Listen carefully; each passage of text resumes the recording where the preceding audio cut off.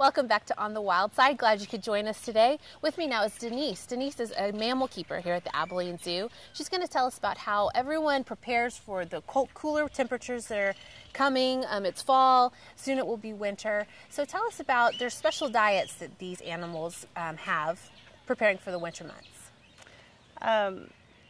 We try to have goal weights or ideal weights for our animals in the summer and in the winter. When the winter comes, obviously, they start increasing their diets, or we start increasing their diets because the animals are telling us they're hungry. You can tell by their behavior. So we will do increases for the primates and for the cats and hoofstock. Everything will get a little more of something. It just depends on which type of animal it is. Well, and looking at our bears back here, our black bears, you were saying that even though they don't hibernate like bears do in the wild, their bodies are still telling them that they need to start storing up food. Mm-hmm. These two will, it usually starts in about September, and they'll start eating a lot of the grass in the exhibit. And then in the mornings, they're in there waiting. They're waiting for their breakfast. These guys get fed twice a day, so they will, you can hear them growling. And then a lot of times visitors or even us will see them out here wrestling. It's all play. We've never seen anything get serious, but you can definitely tell that their bodies are telling them, we need more food. Let's store up. So we do. We give them, for example, more nuts and berries. We'll scatter that on exhibit, and then they get a specialized biscuit for bears. It's an omnivore chow, so we usually increase that, and that satisfies them enough. And we do weigh our animals.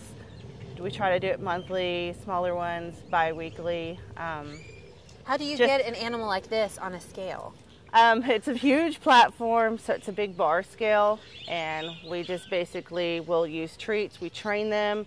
We use our husbandry training that we do. So they come in, they'll get on the scale, we're treating them, and then as soon as we get the weight, we take them off. Because, like, for example, one of the bears here, he likes to play with the board and smell all the animals. We kind of use the same board for a lot of the large animals, so he loves to smell everything on it.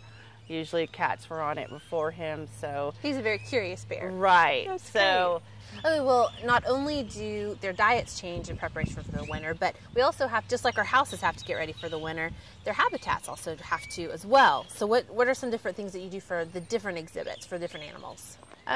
Basically, we usually start in September, into September, and we make sure all our heaters work. So in the barns, there's a lot of heaters, and we make sure that they all work before it actually gets cold. So a few weeks ago, we had a cold snap where it got down to, it felt like it was in the 30s. So we had to run our heaters, and luckily they were all working. Some of the animals, like our omnivores here, the bears, more of the North American animals that don't require a lot of heat and stuff, we provide them like their dens, and then we'll give them hay if they want to use that, but we don't give them heaters.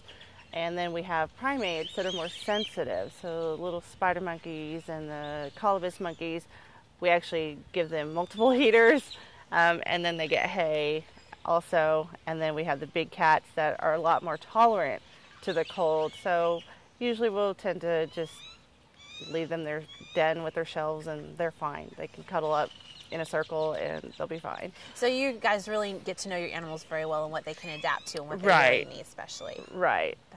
That's good. Well, Denise, thank you so much for joining us.